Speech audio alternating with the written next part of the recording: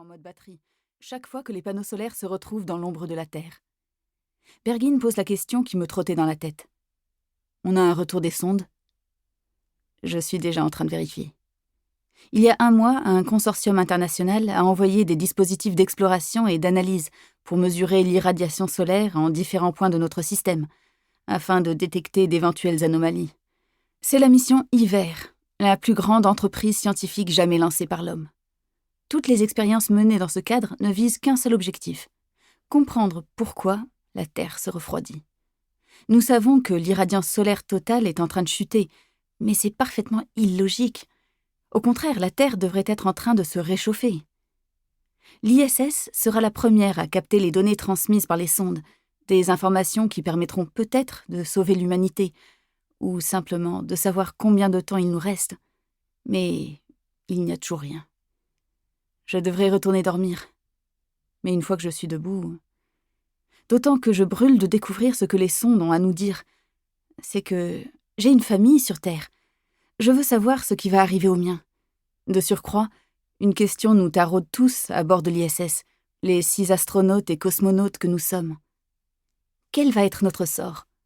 Si le monde est en train de mourir, s'il n'y a plus aucun monde sur lequel nous pouvons retourner, serons-nous condamnés à rester ici, en orbite ? 3 d'entre nous sont censés redescendre sur Terre dans 1 mois, et les 3 autres dans 4 mois. Nos pays auront-ils seulement les moyens de venir nous chercher, eux qui sont déjà confrontés à des vagues de réfugiés comme l'histoire n'en a jamais connu ? En ce moment même, les gouvernements du monde entier se démènent pour évacuer leurs ressortissants vers les derniers recoins encore habitables de la planète, tout en tentant de résoudre la plus douloureuse des équations. Que faire de ceux qu'on ne peut pas bouger ?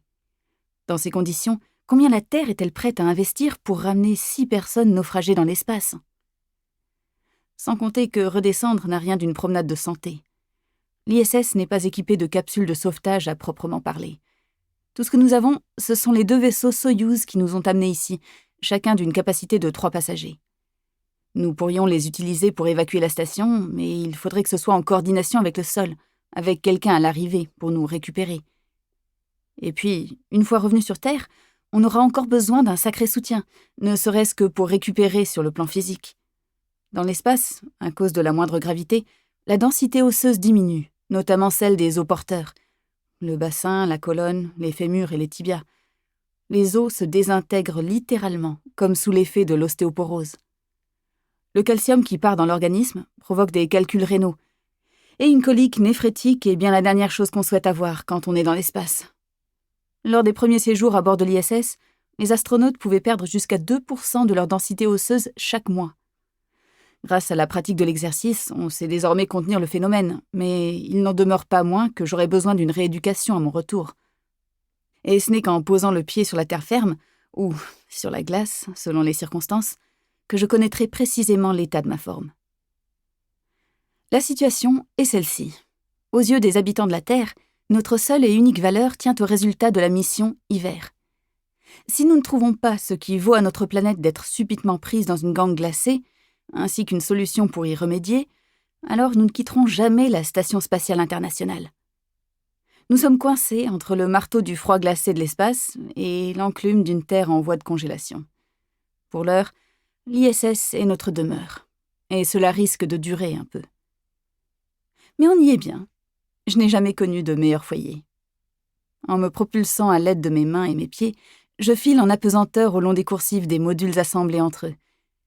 L'ISS ressemble à un puzzle de morceaux de tuyaux géants raboutés à angle droit, dont la plupart sont des labos, et quelques-uns de simples éléments de connexion.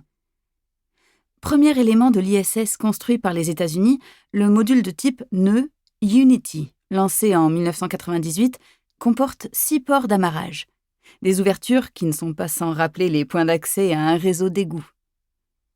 Je passe dans Tranquility, un autre module de type nœud dans lequel se trouvent les équipements du système de support de vie. Système de recyclage de l'eau, système de régénération de l'atmosphère, générateur d'oxygène, ainsi qu'un cabinet de toilette à peu près aussi difficile à utiliser qu'on peut l'imaginer. Mais l'ISS a été conçu par des hommes pour des astronautes mâles, ceci expliquant sans doute cela. Je traverse Tranquility en dérivant pour passer dans la Cupola, un module de l'Agence spatiale européenne.